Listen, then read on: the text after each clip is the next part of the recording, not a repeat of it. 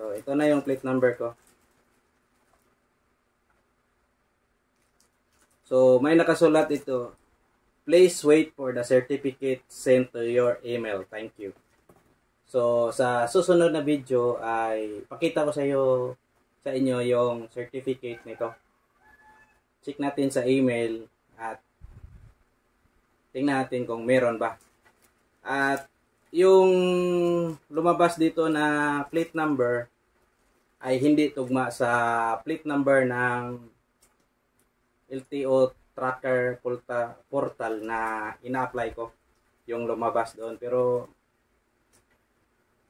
legit naman to kasi may certificate si LTO na ibibigay.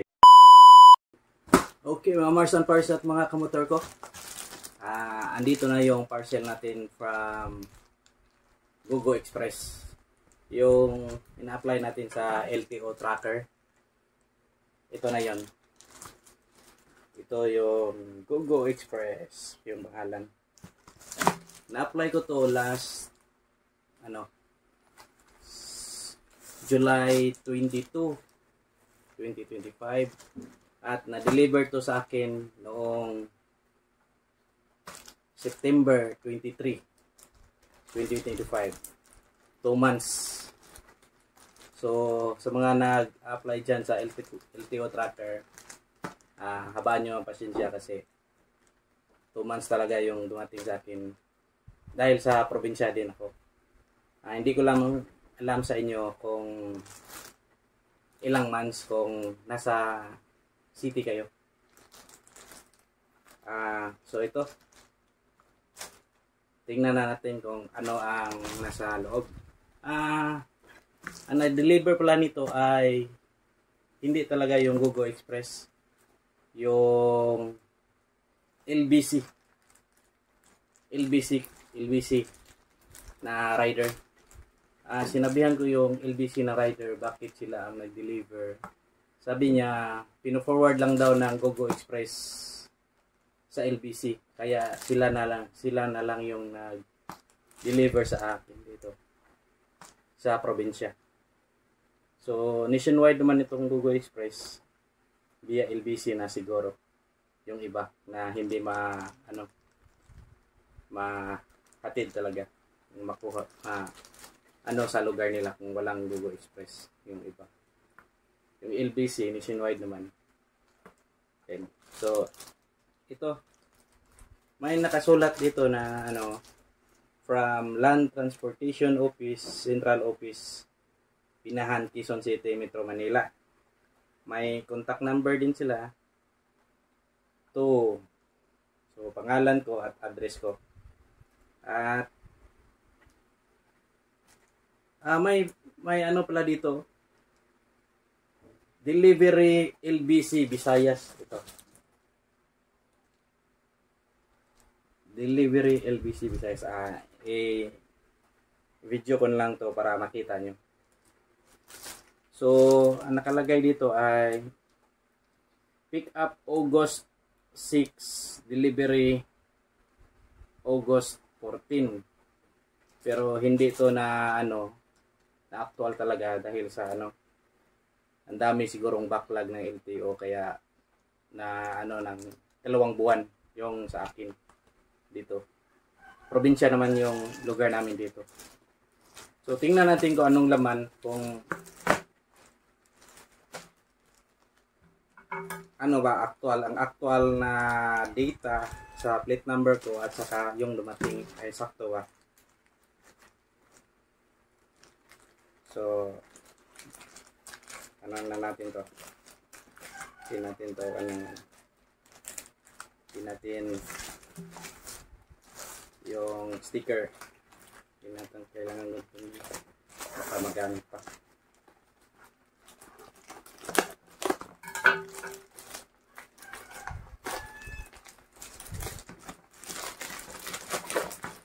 So, ito na yun. Nakalagay siya ng cartoon. Ito, Google Express.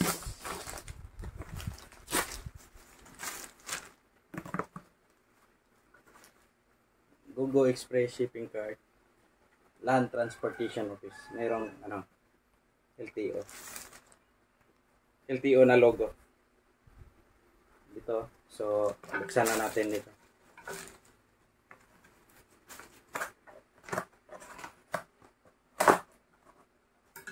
So, ito siya.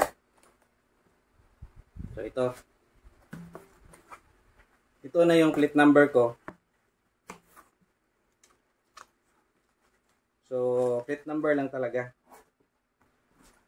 At may dito nakasulat.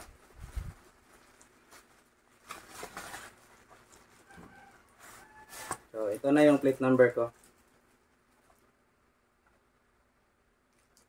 So, may nakasulat ito. Please wait for the certificate sent to your email. Thank you. So, sa susunod na video ay pakita ko sa inyo yung certificate nito. Check natin sa email at tingnan natin kung meron ba.